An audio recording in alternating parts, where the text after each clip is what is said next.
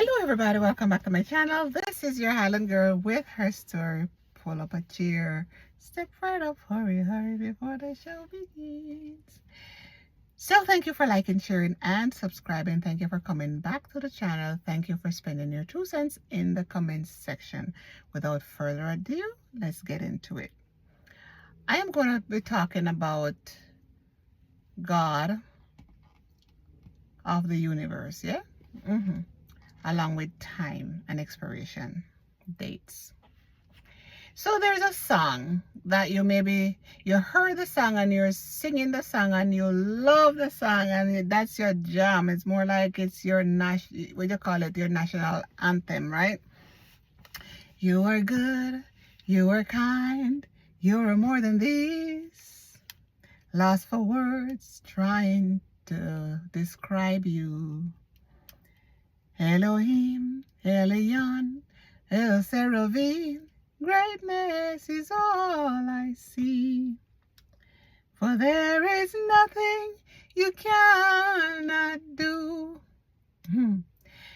There's no mountain you cannot move.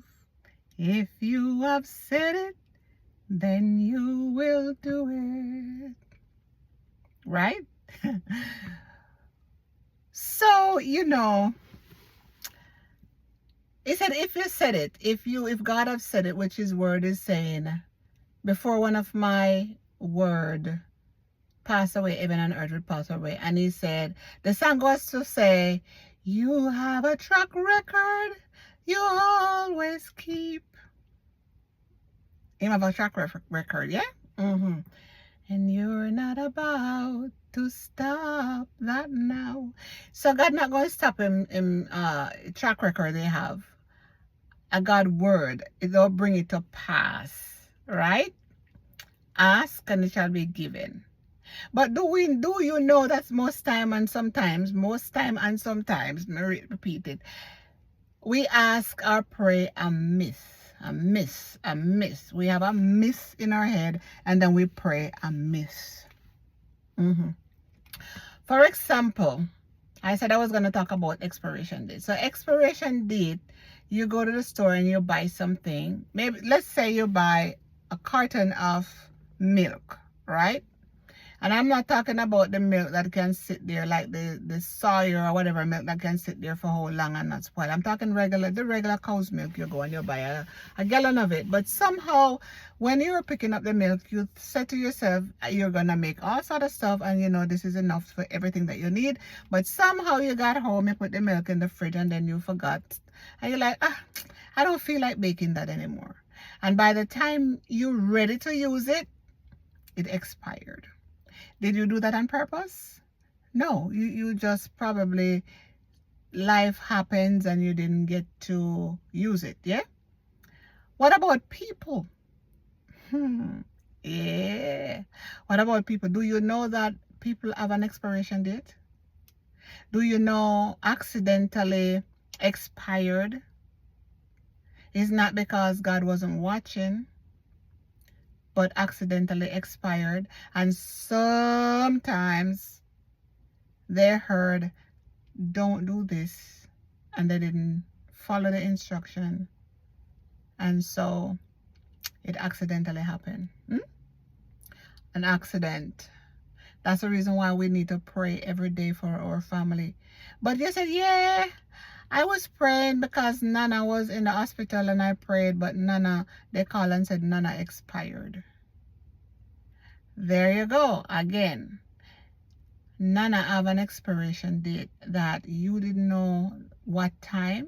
Only God one knows the expiration date for Nana. And so we got upset that God did not save Nana when the song said there is nothing he can do. But if the person have an expiration date, it would be like going against his words.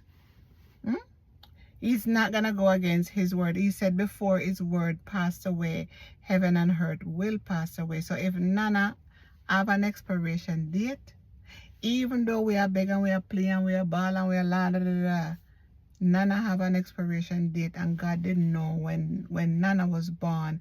God said, okay, Nana is gonna live to blah blah blah. Because only him alone know that.